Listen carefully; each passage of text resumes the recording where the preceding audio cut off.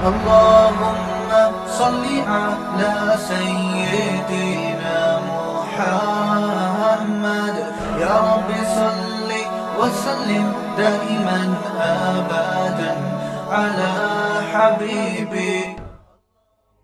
بدعت ایک ایسی چیز ہے جو کبھی امت میں پنپ نہیں پائی ہے. ایسی کوئی بدعت نہیں ہے جو 1400 سال سے چلی آ رہی ہو.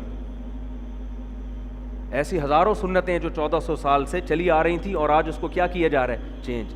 بدعت کا کبھی ٹکتی نہیں ہے. آپ بدعتیوں کو دیکھو, ان کے بھی رسم و رواج چینج ہوتے ہیں. حضرت مفتی تقی عثمانی صاحب کا بڑا شاندار بیان ہوا تھا اس پر کہ بدعت اور سنت میں بڑا فرق کیا ہے, کہ بدعت پر امت کبھی صدیوں سے قائم نہیں رہی ہے. کوئی ایک بدعت نہیں آپ دکھا سکتے.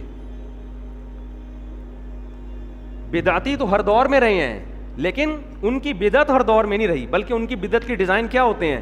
چینج. پچھلے سال ربیع الاول منانے کا اسٹائل کچھ اور تھا, اگلے سال اسٹائل تھوڑا سا کیا ہوگا؟ چینج ہوگا. پچھلے سال محرم کا اسٹائل تھوڑا سا چینج تھا, اگلے سال اور چینج, اگلے سال اور چینج. کچھ نئی آ جائیں گی, پرانی والی غائب ہو جائیں گی. ایسا کوئی نہیں ہو سکتا کہ 1400 سال سے ایک جیسی بدعت چلتی چلی آ رہی ہو. اللہ نے اس امت کو محفوظ کیا ہے کہ یہ امت گمراہی پہ کبھی جمع نہیں ہوگی.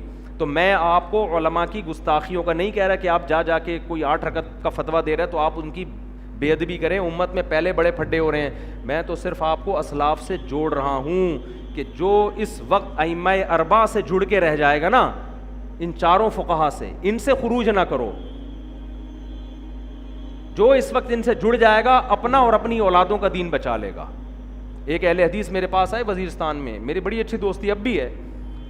مجھے کہنے لگے یار میں تو قرآن و سنت کو فالو کرتا ہوں. میں نے کہا میرے بھائی آپ جو قرآن و سنت کو, ٹھیک ہے فالو تو سب نہیں کرنا ہے, لیکن اس کو لگام دو. آپ کا قول چاروں ائمہ سے خارج نہیں ہونا چاہیے. میں نے کہا اس کا نتیجہ پتہ ہے کیا نکلے گا؟ جس طرز پہ آپ چل رہے ہو, آپ کے جب بچے پیدا ہوں گے نا, وہ آپ سے ایک اسٹیپ آگے ہوں گے.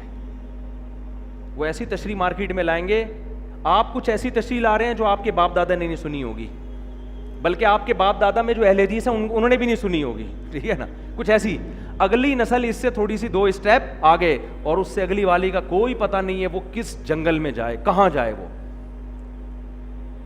تو اس لیے میں نے کہا میں آپ کو جہنمی نہیں کہتا, نہ میں آپ کو کہتا ہوں کہ آپ اسلام سے خارج ہیں. آج ایک شخص آئے, کہنے لگے میری بیٹی کے لیے اہل حدیث کا رشتہ آیا ہے. میں نے کہا کر دو بھائی, اہل حدیث مسلمان تو ہے بہرحال, لیکن یہ طرز جس پر ہمارے اہل حدیث بھائی چل رہے ہیں نا, اجتہاد کا جو ہر آدمی کو اتھارٹی دے دی ہے, اس سے امت میں خیر برآمد ہونے والی نہیں ہے. اس سے امت بالآخر آہستہ آہستہ آہستہ آہستہ بے لگام ہوتے ہوتے ٹکڑوں میں بٹتی چلی جائے گی. تو اس لیے کچھ اس کو باؤنڈ کرنے کی ضرورت ہے کہ قرآن و حدیث کی ایسی تشریح. جی ہاں بالکل لا ہی نہیں ہوگا ایسے ہی جو اٹھائے قرآن حدیث, جیسے آپ کر رہے ہیں نا. ایک مشہور صاحب ہیں, لوگ کتنے بیوقوف بن رہے ہیں, ہمیں پتہ ہے کہ بیوقوف بنا رہے ہیں, حوالے غلط پیش کر رہے ہو, آپ ترجمے غلط کر رہے ہو, لیکن لوگوں کی واہ واہ دیکھو یار, آپ بیٹھ کے واہ واہ دیکھو, ترجمے غلط. ایک حدیث کا مطلب جب آپ کے اگینسٹ جاتی ہے تو اس کا مطلب کچھ اور بیان کیا جاتا ہے, جب آپ کے حق میں جاتی ہے تو اس کا مطلب کچھ اور بیان کیا. ایک حدیث میں ایک لفظ آیا ہے, جب حضرت معاویہ کے اگینسٹ جا رہی ہے اس کا ترجمہ کچھ اور کیا جا رہا ہے, جب وہ اہل بیت کے اگینسٹ جا رہی ہے تو اس کا ترجمہ کچھ اور کیا جا رہا ہے. یہ دھاندلیاں آج کے مجتہدین کر رہے ہیں.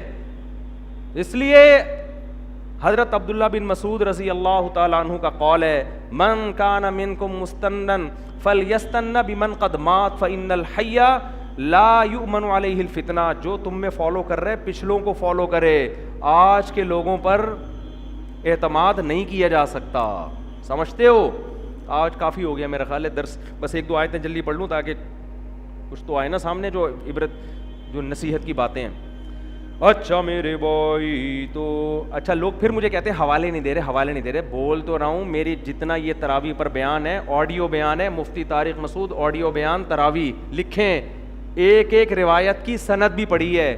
ہمارے ہاں جب عام طور پر جو حوالے دینے والے لوگ ہیں نا, سند نہیں پڑھتے, نمبر صرف بیان کرتے ہیں. آج کل جو پاکستان میں چل رہے ہیں, کیوں نہیں پڑھتے پتہ ہے؟ پڑھنی آتی نہیں ہے سند ان کو. سمجھ رہے ہو, سند پڑھنی نہیں آتی ہے. تو یہ تو علم کا حال ہے. حمزہ وصلیہ کا فرق معلوم نہیں ہے. ایک مشہور صاحب بیان کر رہے تھے کہ ایک حدیث میں آتے اللہم بسمک اموت واحیا اور ایک میں آتے اللہم باسمک اموت واحیا. یہ گرامر کے لحاظ سے اتنی بڑی غلطی ہے کہ مدرسے کا پہلی جماعت کا بچہ کہے گا کہ جس آدمی کو بسمکا اور باسمکا کا نہیں پتا وہ مجتہد بنا ہوا ہے, لوگوں کو مسائل بتا رہا ہے قرآن و حدیث. یہ ایسے ہی ہے جیسے میں آپ سے کہوں کہ انگلش میں ایک پروفیسر نے کہا آئی نو اور ایک نے کہا آئی کنو. ابے کہ لکھا جائے نہ لکھا جائے سائلنٹ ہی ہوگا ہمیشہ. تو بخاری میں کوئی ایسی حدیث نہیں ہے جس میں آتے اللہم باسمکا, اسمکا غلط ہے, الف لکھا جائے گا پڑھا نہیں جائے گا. یہ حالت جہالت کی ہے اور امت کو گائیڈ کر رہے ہیں اور فتوے دے رہے ہیں ابو حنیفہ کا یہ قول غلط ہے, شافعی کا یہ قول غلط ہے, میں صرف قرآن حدیث کو مانتا ہوں. بھائی تو قرآن حدیث کو نہیں مانتے آپ لوگوں پر قرآن و حدیث کی وہ تشریح تھوپ رہے ہو جو آپ کی ذہن کی پیداوار ہے اور لوگوں کو, پڑھے لکھے لوگوں کو فالو کرنے سے روک رہے ہو. سمجھتے ہو بات کو کہ نہیں سمجھتے؟ تو یہ ہے حساب کتاب. تو وہ حوالوں سے نا آڈیو بیان میرا تراوی والا پورا ہے. اس کے بعد بھی اگر نیچے کسی نے کمنٹس کیے نا کہ ان کے پاس دلائل نہیں ہے, اس کا مطلب وہ کیا ہے, جاہل ہے, وہ اندھا مقلد ہے اپنے بابوں کا. تو پورا بیان سنو, پورا بیان سننے کے بعد پھر بتاؤ اس کا آپ کے پاس کیا جواب ہے. تو 6 سال سے یوٹیوب پر ہے آڈیو بیان, 3-4 ٹکڑوں میں ہے کیونکہ لمبا بیان تھا, پوری سندیں پڑھی ہیں اس میں, پھر سندوں پر اشکالات کیا ہیں, اس کے جوابات کیا ہیں, پوری ڈیٹیل سے ہے وہ. اچھا میرے بھائی تو کہاں سے کہاں بات چلی گئی. تو میں یہ عرض کر رہا تھا بات یہاں سے کہ مسجدوں میں بھی بعض دفعہ, ہمیشہ ایسا نہیں ہے, بعض دفعہ کوئی مدرسہ یا دینی وہ جگہ بنائی جاتی ہے فساد کرنے کے, کیونکہ دین کے نام پہ لوگ اکٹھے بہت ہو جاتے ہیں, تو یہ بھی ہوتا ہے بعض دفعہ. اچھا میرے بھائی, اور پھر اس میں ہمیں ایک بہت اہم سبق کیا ملتا ہے. اللہ نے مجاہدین کے بارے میں فرمایا, اللہ نے جو لوگ اللہ کے راستے میں لڑتے ہیں ان کی جان اور مال کو جنت کے بدلے میں خرید لیا ہے. یقاتلون فی سبیل اللہ, اللہ کے لیے لڑتے ہیں, فیقتلون ویقتلون, قتل کرتے ہیں اور قتل ہوتے ہیں. اور اللہ نے ان مجاہدین سے جو وعدہ کیا ہے تورات میں بھی, انجیل میں بھی اور قرآن میں بھی. تو ساری زندگی جہاد کون کرتا رہے, ذرا تاریخ کے اوراق اٹھا کے دیکھ لو, صحیح ہے نا. انگریز کے خلاف کون لڑتا رہا ہے اور افغانستان میں کون لڑتا رہا ہے, آپ کو اپنے بابوں میں سے ایک بندہ بھی اس میں تھا ہی نہیں تو نظر کہاں سے آئے گا. اور آگے اللہ نے کیا فرمایا, التائبون العابدون, جو مجاہدین ہیں, یہ خاص طور پر جو ہمارے فوج ہیں بارڈر پہ ملک کی باغ ڈور سنبھالی ہوئی ہیں, انہوں نے بارڈر کو کنٹرول کیا ہے, ان لوگوں کے لیے التائبون فرمایا جو اللہ کے راستے میں لڑتے ہیں توبہ کرتے ہیں, گناہ ہو جائے تو کیا کرتے ہیں, توبہ. العابدون عبادت کرتے ہیں, اللہ کے راستے میں ایک دن کا روزہ 1 سال کے روزوں کے برابر ہے. تو جو ہمارے فوجی سمندروں میں یا بارڈر پہ جب ان کی تشکیل ہوتی ہے نا میدان بارڈر پہ, تو ان کا 1 دن کا روزہ کتنے روزوں کے برابر ہوگا, 1 سال. اس لیے مجاہدین کو عبادت کی ان اہمیت زیادہ ہے, مجاہدین کے لیے ثواب بھی زیادہ ہے اور اہمیت بھی زیادہ ہے, کیونکہ نہیں کریں گے تو اللہ سے تعلق اگر کم ہوگا تو پھر آپ دشمن کے سامنے ٹھہر نہیں سکتے. الحامدون, اللہ کی حمد و ثنا کرتے ہیں, السائحون, اور روزے رکھتے ہیں, الراکعون الساجدون, رکوع اور سجدے کرتے ہیں, الامرون بالمعروف. میں کچھ دن پہلے ایک رینجرز کے بہت بڑے آفیسر سے ہماری ملاقات ہوئی, کراچی کے سب سے بڑے ہیں وہ, بہت سی اچھی چیزیں بھی ہوتی ہیں نا تو ان کو اپریشیٹ کرنا چاہیے. انہوں نے کہا کہ ہم نے جتنے ان کے جو کمانڈ میں جتنے رینجرز کے فوجی تھے, کہتے ہیں سب پر لازم ہے فجر کی نماز کے بعد غالباً 1 پارہ پڑھیں گے یا 1.5 پارہ, سب پہ انہوں نے نا, وہ پٹھان تھے میجر کے, وہ جو ہے نا سوری رینجرز کے جو ہیڈ تھے نا وہ ادھر کے ہیں, KPK کے تھے, تو انہوں نے سارے رینجرز کے جتنے بھی بھرتی ہوئے جو سپاہی ہیں نا, سب پر لازم کیا ہوا تھا فجر کے بعد سب نے کیا کرنی ہے, تلاوت. انہوں نے کہا آندھی ہو طوفان ہو ہماری تلاوت کا ناغا نہیں ہوتا. میں نے کہا بڑا خاندانی کام ہے ماشاءاللہ. تو یہ فوج میں جو لوگ بھی ہیں نا ان کو عبادت کی ضرورت عام لوگوں سے زیادہ ہے. اللہ نے فرمایا الامرون بالمعروف, یہ پھر نیکی کا حکم بھی کرتے ہیں, برائی سے روکتے بھی ہیں, والحافظون لحدود اللہ, اور اللہ کی حدود کا خیال کرتے ہیں, گناہ سے اپنے آپ کو بچا کے رکھتے ہیں.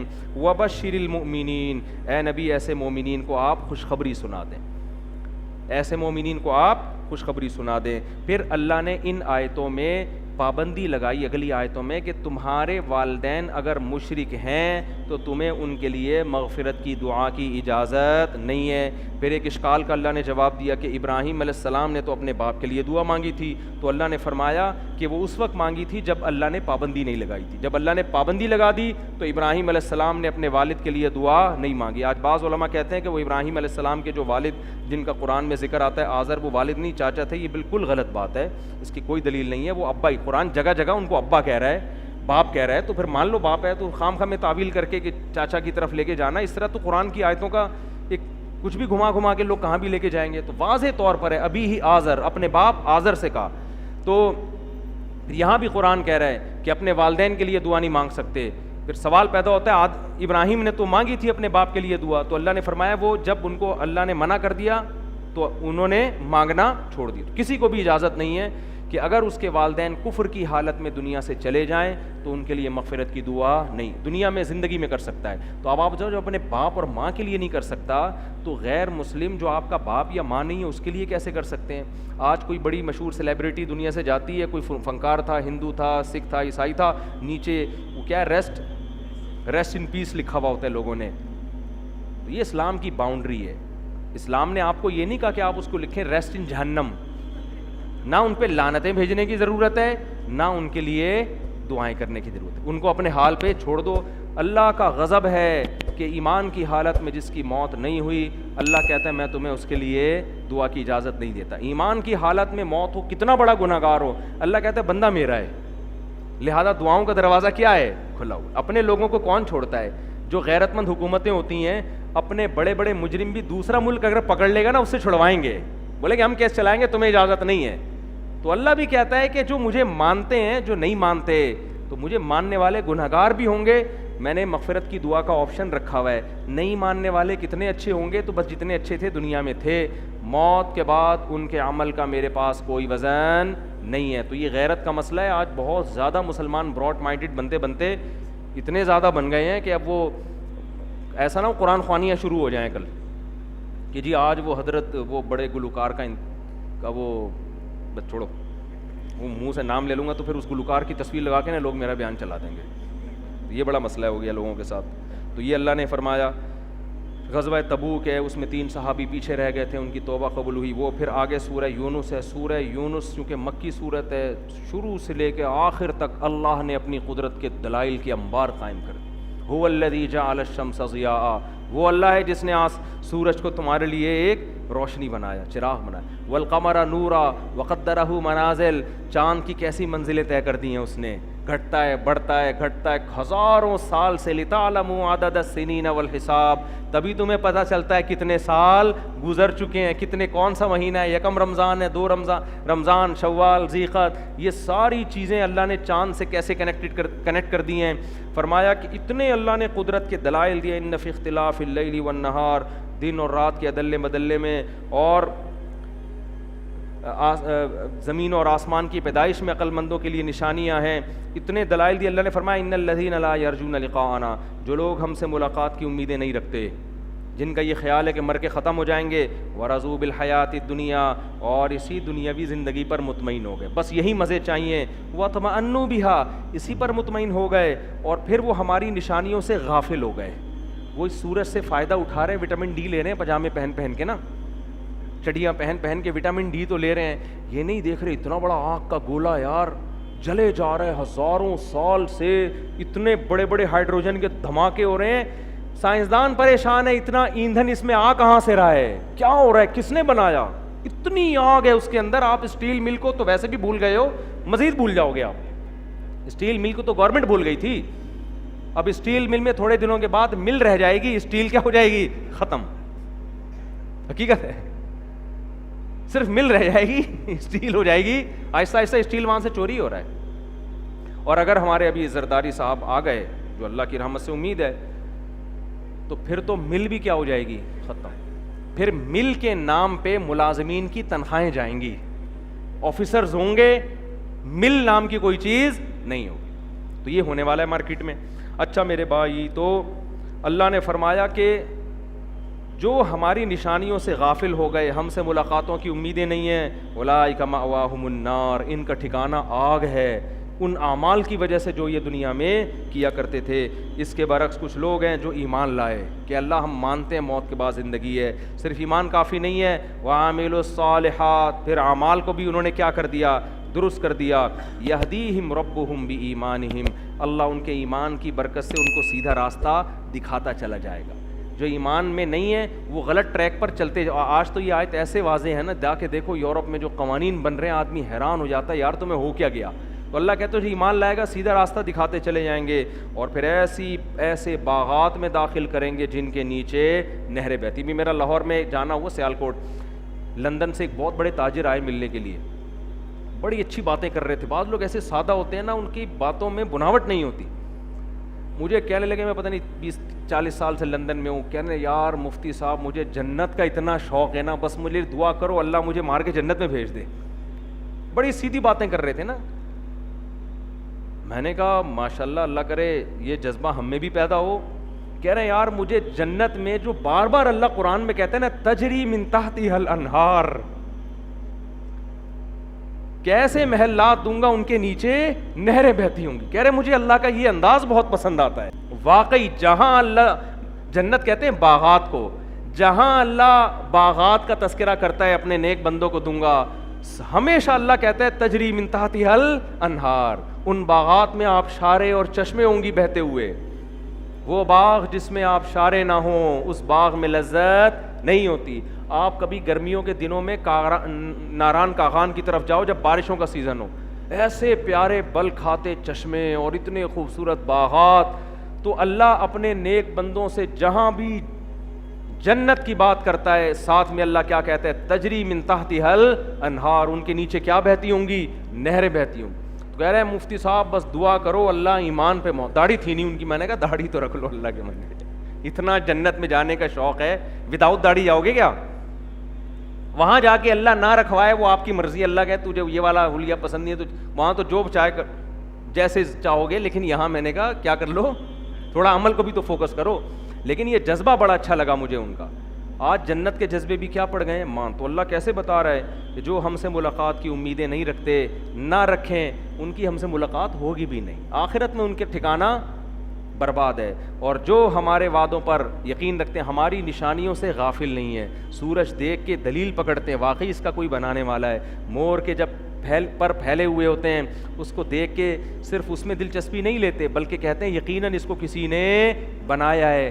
جب دیکھتے ہیں کہ مرغی اپنے بچوں کی کیسے حفاظت کرتی ہے اور طاقتور جانوروں سے کیسے لڑتی ہے, کہتے ہیں کوئی ہے جس نے اس کے دل میں ان بچوں کی ممتا رکھی ہے. ایک ایک چیز سے دیکھ کر وہ خدا کے وجود پر ایمان لے کر آتے ہیں. تو اللہ فرماتے ہیں ان لوگوں کے لیے جنت ہے جس کے نیچے نہریں بہتی ہیں. دعواہم فیہا سبحانک اللہم وتحیتہم فیہا سلام, اور اس میں ان کی دعا کیا ہوگی, سبحانک اللہ. جنت میں اللہ کا ذکر کرنے کا ایسا مزہ آئے گا جیسے آپ کو یہاں دیکھ کر ڈھکن ہٹنے اور ڈھکنے میں, اس دن بیان میں نے کہا تھا نا, اس سے زیادہ مزہ کس میں آئے گا, کیونکہ اللہ سے محبت ہوگی نا تو اس کا نام لینے میں مزہ آئے گا. اور اللہ فرماتے ہیں ملاقات کیسے ہوگی, تحیتہم فیہا سلام, سلام سے ابتدا ہوگی اور ملاقات ختم ہوگی. وآخر دعواہم ان الحمد للہ رب العالمین, ہر وقت اللہ کی تعریفیں کریں گے.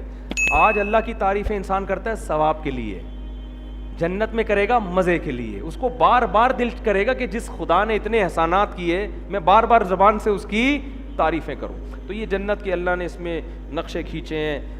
سورہ یونس میں اپنی قدرت کے دلائل بیان کیے ہیں, بہت دلچسپ صورت ہے.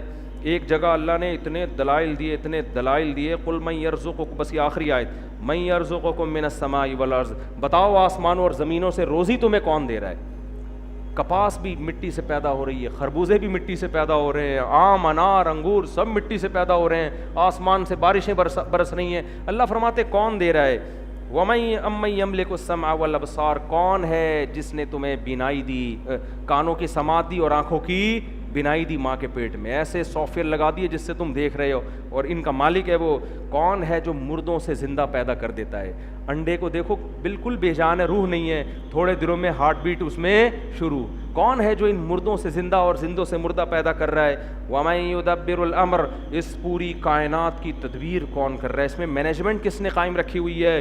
فَسَيَقُولُونَ اللَّهُ، اے نبی آپ جب ان سے یہ سوالات پوچھیں گے تو یہ پکار اٹھیں گے کہ اللہ کر رہا ہے. ان کے ضمیر کی آواز ہوگی کوئی ہے جو کر رہا ہے.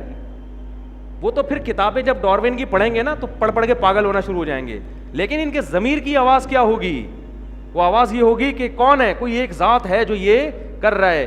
آگے اللہ فرماتے ہیں فَذَلِكُمُ اللَّهُ رَبُّكُمْ، ذالک اشارے کے وقت اللہ فرماتے ہیں یہ ہے اللہ تمہارا پروردگار، یہ ہے. یعنی اللہ گویا ایسے کہہ رہے ہیں اللہ تمہارے سامنے ہے اور تم کہہ رہے ہو ہمیں نظر نہیں آ رہا. اتنے سارے کام جو کر رہا ہے فَذَلِكُمُ اللَّهُ، تو یہی تو ہے اللہ ربکم، تمہارا پالنے والا. آگے اللہ فرماتے ہیں فَمَاذَا بَعْدَ الْحَقِّ إِلَّا الضَّلَالُ، بتاؤ اب حق کے بعد گمراہی کے سوا کیا رہ گیا؟ اب بھی تم اس اللہ کی توحید اور اس کی قدرت پر ایمان لا کے اس کے مذہب کو، اس کے دین کو فالو نہیں کرتے تو حق کے بعد تو گمراہی کے علاوہ اور کچھ بھی باقی نہیں بچتا. فَأَنَّا تُصْرَفُونَ، تو اس اسلام کو چھوڑ کر اور اس خدا کو چھوڑ کر تم کدھر پھرائے جا رہے ہو؟ کیا مطلب؟ گویا اللہ کہہ رہے ہیں ہمیں پتہ ہے تم خود نہیں چاہتے، تمہیں کوئی اور ہے جو سیدھے راستے سے ہٹا رہا ہے. وہ میڈیا ہے، وہ ایتھیس لوگ ہیں، وہ ملحد لوگ ہیں، وہ مذہب دشمن لوگ ہیں، وہ شیطانی قوتیں ہیں، وہ تمہاری اپنی خواہشات ہیں. تمہارا اپنا ضمیر اور عقل تو یہی کہہ رہی ہے کہ یہی ہے، لیکن تمہیں یہاں سے کچھ طاقتیں ہیں جو ہٹا رہی ہیں. تو اللہ فرماتے ہیں ایسے رب کو چھوڑ کر تمہیں یہاں سے ہٹا کون سکتا ہے؟ تم اس پر مضبوطی سے قائم رہو اور جو تمہیں ہٹانے کی کوشش کرے بول دو ذالکم اللہ. لوگ کہیں گے نا اللہ نظر نہیں آتا، ہم کہیں گے ہمیں تو نظر آ رہا ہے. ذالکم، اللہ کہتے ہیں یہی تو ہے جو یہ سب کچھ بنا رہا ہے. بڑی زبردست صورت ہے. وقت چونکہ بہت زیادہ ہو گیا، آج میں نے کہیں بیان کے لیے جانا ہے. گلا تو میرا ویسے ہی ابھی مزید پتہ نہیں کتنی دیر بیان ہو، گلے کی ایسی کی تیسے. پھر کل تراویح میں آواز نہیں نکل رہی ہوگی، پھر وہ آنا شروع ہو جاتی ہیں غلطیاں جب آواز نہیں نکلتی. پھر سامنے صاحب بولتے ہی نہیں ہیں، وہ گنگنا رہے تھے آج بھی بیٹھے ہوئے، غلطی بتا رہے ہیں انہوں اندر ہی اندر نا، سمجھ میں نہیں آ رہا. پولیس بلوانی پڑے گی، بھائی تو تھوڑا اونچا بول لے یار. ہمارے سامنے اللہ ان کو ہدایت، نیک بچہ ہے بیچارہ، لیکن پتہ نہیں کیا ہو گیا. بھائی بول تو صحیح نا تو. آپ نے دیکھا ہوگا نا غلطی ایسے بتا رہے ہوتے ہیں کہ خود ہی پڑھ رہے ہیں اور خود ہی سمجھ رہے ہیں. تھوڑا زور سے بول کے تھک گیا ہوں میں ان کو، لیکن نیک آدمی ہے اس لیے بات سمجھ میں آ نہیں رہی. سبحانک اللہم و بحمدک نشہد ان لا الہ الا انت نستغفرک. مفتی طارق مسعود صاحب کے بیانات سننے کے لیے youtube.com/مفتی طارق مسعود کو سبسکرائب کریں، اور اگر آپ لائیو ویڈیو کو کبھی بھی مس نہیں کرنا چاہتے ہیں تو سبسکرائب کرنے کے بعد بیل آئیکن پہ کلک کرنا مت بھولیں. جزاک اللہ.